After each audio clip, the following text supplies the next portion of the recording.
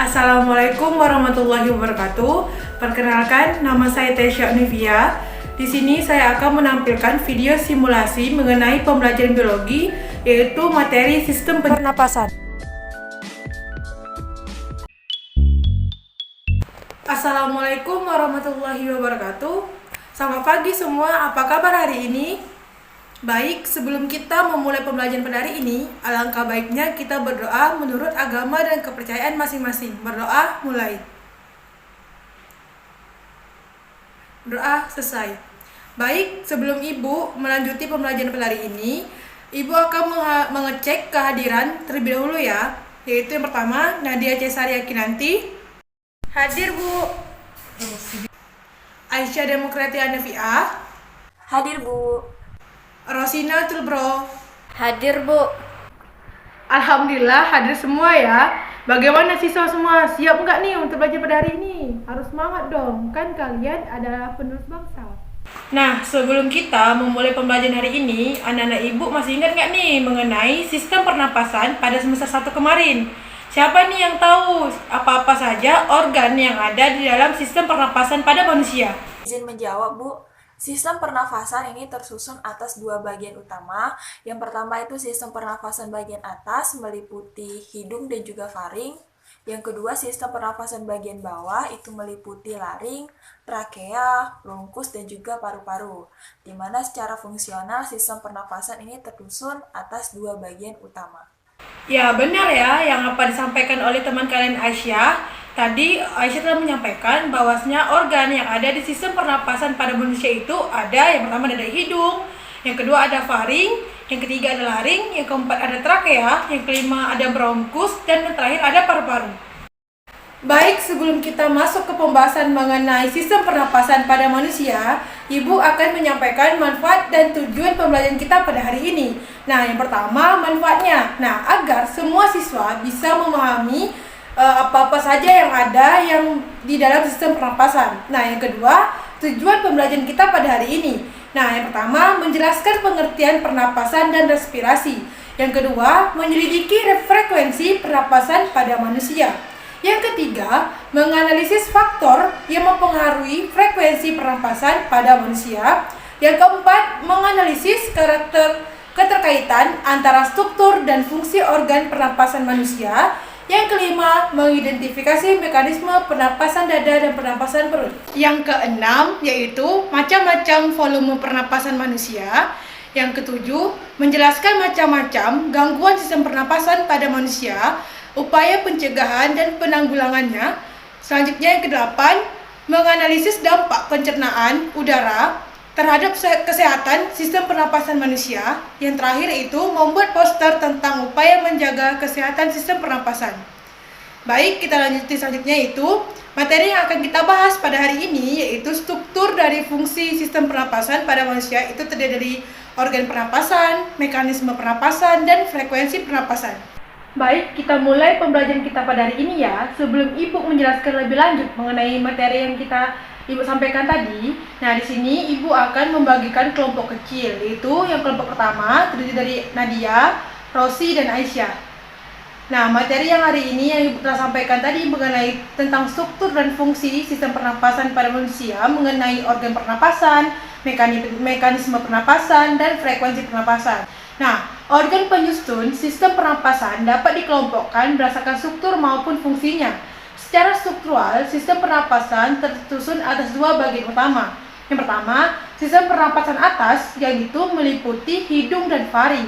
Yang kedua, sistem pernapasan bagian bawah, yaitu meliputi laring, trakea, bronkus, dan paru-paru. Secara fungsional, sistem pernapasan tersusun atas dua bagian utama. Yang pertama, zona penghubung. Nah, di sini tersusun atas serangkaian rongga dan saluran yang saling terhubung baik di luar maupun di dalam paru-paru.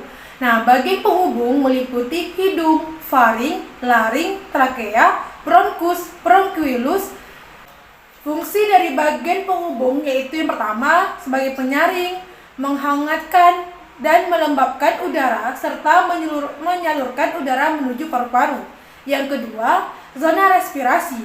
tersusun atas jaringan dalam paru-paru yang berperan dalam pertukaran gas yaitu alveolus. Baik, yang pertama itu rongga hidung. Rongga hidung merupakan organ pernapasan yang langsung berhubungan dengan udara luar. Nah, hidung ini dilengkapi dengan rambut-rambut hidung seperti lendir dan konka.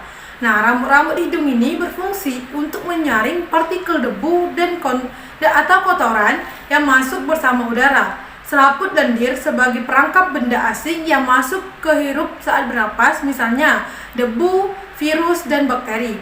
Nah, yang kedua itu konka. Nah, konka ini mempunyai banyak kapiler udara yang berfungsi menyamakan suhu udara yang terhirup dari luar dengan suhu tubuh atau menghangatkan udara yang masuk ke paru-paru. Selanjutnya yaitu ada faring. Faring merupakan organ pernapasan yang terletak di belakang atau posterior rongga hidung sehingga rongga mulut dan di atas laring atau superior. Faring ini berfungsi sebagai jalur masuk udara dan makanan. Nah, ruang resonansi suara serta tempat tonsil yang berpartisipasi pada reaksi kekebalan tubuh dalam melawan benda asing. Nah, selanjutnya itu ada laring atau ruang suara. Nah, merupakan organ pernapasan yang menghubungkan faring dengan trakea. Di dalam laring terdapat epiglotis dan pita suara. Nah, epiglotis ini berupa kutub tulang rawan yang berbentuk seperti daun dilapisi oleh sel-sel epitel. Nah, di sini memiliki fungsi untuk menutup laring sewaktu menelan makanan atau minuman. Udara yang melewati laring dapat menggetarkan pita suara sehingga dihasilkan gelombang suara. Gelombang suara ini dapat diatur untuk menghasilkan berbagai bunyi dengan cara mengatur kolom udara pada faring, rongga hidung, dan mulut. Tinggi rendahnya suara dikontrol oleh tegangan pita suara.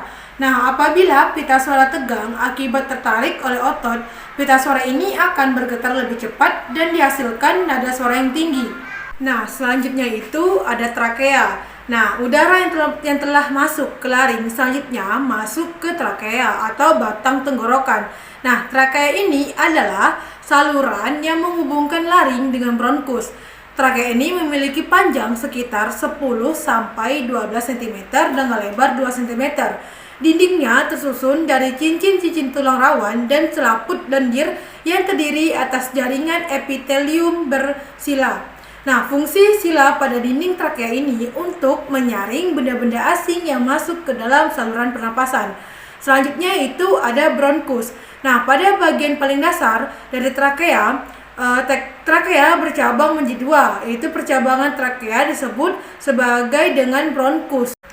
Nah, di sini masing-masing bronkus memasuki paru-paru kanan dan paru-paru kiri. Struktur bronkus hampir sama dengan trakea, tetapi lebih sempit. Nah, bentuk tulang rawan bronkus tidak teratur, tetapi berselang-silang dengan otot polos. Selanjutnya itu ada bronchiolus. Nah, di dalam paru-paru bronkus bercabang-cabang lagi. Bronchiolus merupakan cabang-cabang kecil dari bronkus.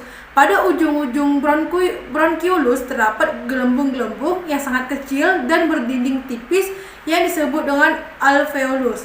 Nah, yang terakhir itu ada paru-paru. Nah, paru-paru ini merupakan alat pernapasan utama. Paru-paru ini terbagi menjadi dua bagian, yaitu paru-paru kanan dan paru-paru yang terdiri atas 3 lobus dari paru-paru kiri yang terdiri dari 2 lobus. Nah, paru-paru dibungkus oleh selaput rangkap 2 yang disebut dengan pleura. Nah, pleura ini berupa kantung tertutup yang berisi cairan limfa. Nah, pleura ini berfungsi sebagai pelindung paru-paru dari gesekan saat mengembang dan mengempis. Selanjutnya itu alveolus. Nah, dinding alveolus ini tersusun atas satu lapisan jaringan epitel pipih. Nah, struktur yang demikian memudahkan molekul gas melaluinya. Nah, dinding alveolus ini berbatasan dengan pembuluh kapiler darah. Nah, sehingga gas-gas dalam alveolus ini dapat dengan mudah mengalami pertukaran dengan gas-gas yang ada di dalam darah. Adanya gelembung-gelembung alveolus memungkinkan pertambahan luar permukaan untuk proses pertukaran gas. Luas permukaan alveolus 100 kali luas permukaan tubuh manusia. Besarnya luas permukaan seluruh alveolus dalam paru-paru menyebabkan penyerapan oksigen lebih efisien. Mekanisme pernapasan manusia pada saat kalian bernapas berlangsung dua mekanisme, yaitu menghirup udara dan mengembuskan udara. Nah, yang melibatkan pertukaran udara antara atmosfer dengan alveolus paru-paru. Nah, pada saat melakukan mekanisme pernapasan terjadi kerja sama antara otot dada, otot tulang rusuk, dan otot perut, dan juga diafragma. Nah, diafragma ini adalah otot yang terdapat di antara rongga dada dan rongga perut. Pada saat inspirasi, diafragma ini dan otot dada berkontraksi. Volume rongga dada membesar, paru-paru mengembang, dan udara masuk ke paru-paru. Pada saat expirasi, diafragma ini dan otot dada berelaksasi. Nah, volume rongga dada kembali normal, paru-paru kembali normal, dan udara keluar dari paru-paru. Nah, satu kali pernapasan terdiri dari satu kali inspirasi dan satu kali ekspirasi. Berdasarkan aktivitas otot-otot pernapasan dengan membesarkan dan mengecilkan volume rongga dada disebut pernapasan dada. Begitu juga jika membesarkan dan mengecilkan volume rongga perut disebut pernapasan perut. Nah, selanjutnya itu frekuensi pernapasan. Nah, kalian telah mengetahui bahwa ada beberapa faktor yang mempengaruhi frekuensi pernapasan. Di antaranya itu yang pertama jenis kelamin, yang kedua posisi tubuh, dan kegiatan tubuh. Nah, selain itu ada beberapa faktor lain seperti umur dan suhu tubuh. Yang pertama itu ada umur. Pada umumnya, semakin bertambah umur seorang, makin rendah frekuensi pernapasannya.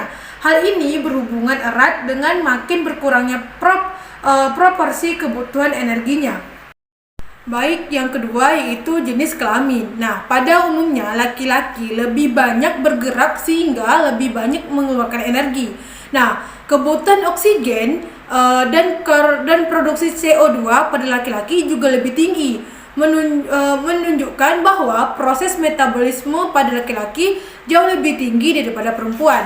Nah, yang ketiga itu ada suhu tubuh. Semakin tinggi suhu tubuh, maka semakin cepat frekuensi pernapasannya. Hal ini terjadi karena adanya peningkatan proses metabolisme dalam tubuh, sehingga diperlukan peningkatan pemasukan oksigen dan pengeluaran CO2. Nah, selanjutnya itu ada posisi tubuh. Posisi tubuh ini sangat mempengaruhi terhadap frekuensi pernapasan. Hal ini berkaitan dengan beban yang harus ditanggung oleh organ tubuh. Pada saat posisi tubuh berdiri, otot-otot kaki akan berkontraksi untuk menghasilkan tenaga yang dibutuhkan tubuh untuk tetap lebih tegak berdiri.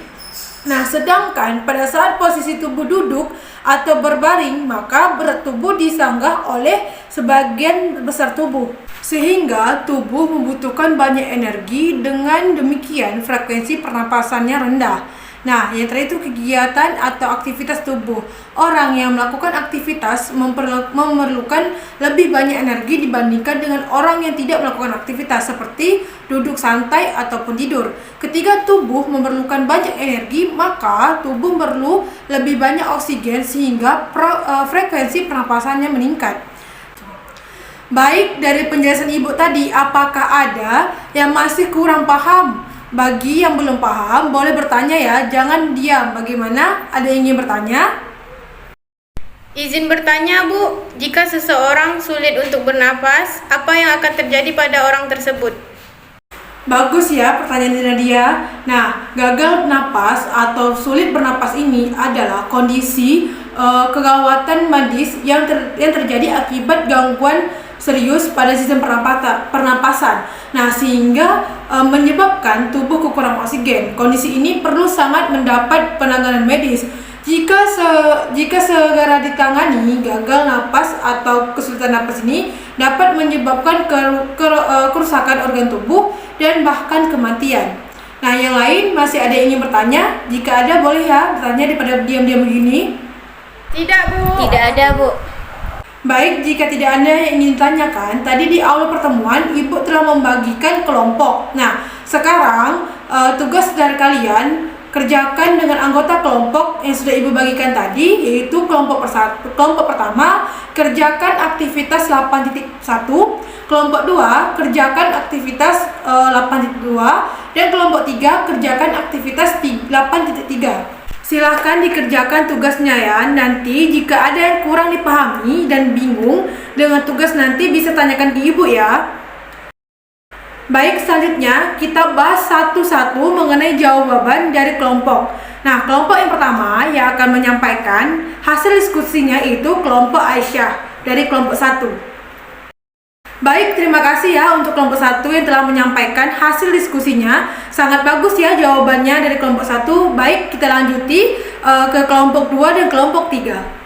Jawaban dari kelompok 2 dan kelompok 3 juga bagus ya. Baik, sebelum kita akhir pertemuan kita pada hari ini, ada yang bisa menyampaikan kesimpulan yang dapat kita ambil pada hari ini? Saya, Bu. Kesimpulan yang dapat kita ambil pada hari ini yaitu sistem pernafasan manusia tersusun atas hidung, faring ataupun tenggorokan, laring, ruang suara, trakea atau batang tenggorokan, bronkus, bronkiolus, dan paru-paru. Organ penyusun sistem pernapasan tersebut dapat dikelompokkan berdasarkan struktur maupun fungsinya. Secara struktural, sistem pernapasan tersusun atas dua bagian utama. Yang pertama, sistem pernapasan bagian atas meliputi hidung dan faring. Dan yang kedua, sistem pernapasan bagian bawah meliputi laring, trakea, bronkus, dan paru-paru. Baik, terima kasih ya Rosi. Nah, di sini Ibu akan sampaikan lagi kesimpulan yang kita dapat untuk pertemuan hari ini. Nah, sistem pernapasan manusia tersusun atas hidung, faring, laring, trakea, bronkus, bronkiolus, dan paru-paru. Nah, organ penyusun sistem pernapasan tersebut dapat dikelompokkan berdasarkan struktur dan fungsinya. Telah disampaikan oleh Rosi tadi, secara struktural sistem pernafasan ini tersusun atas dua bagian utama. Yang pertama, sistem pernapasan bagian atas meliputi hidung dan faring. Nah, sedangkan sistem pernapasan bagian luar itu meliputi laring, trakea, bronkus, dan paru-paru. Nah, sama yang disampaikan oleh Rosi tadi, secara fungsional sistem pernafasan ini tersusun atas dua bagian utama, yaitu pertama zona penghubung, yang kedua itu zona respirasi. Baik, tadi Ibu telah memeriksa hasil diskusi dari setiap kelompok. Kelompok yang menampilkan dan mendapatkan informasi yang paling bagus adalah kelompok 1. Ya teman-teman semua, tepuk tangan ya untuk kelompok 1 sebagai apresiasi karena kelompoknya yang paling bagus. Baik, agar kalian lebih memahami tentang pelajaran pada hari ini, silakan kerjakan tugas yang ada di akhir bab pertemuan hari ini. Nah, untuk pertemuan selanjutnya, semua siswa-siswa silahkan membaca terlebih dahulu materi mengenai volume pernapasan pada manusia, agar ketika Ibu jelaskan, kalian sudah memahaminya. Baik, sekian pertemuan pada hari ini. Terima kasih bagi yang telah aktif dan berpartisipasi dalam pembelajaran hari ini. Baik, Ibu di sini meminta maaf apabila ada kata-kata yang salah maupun yang kurang berkenan. Sekali lagi Ibu minta maaf. Ibu akhiri dengan wassalamualaikum warahmatullahi wabarakatuh.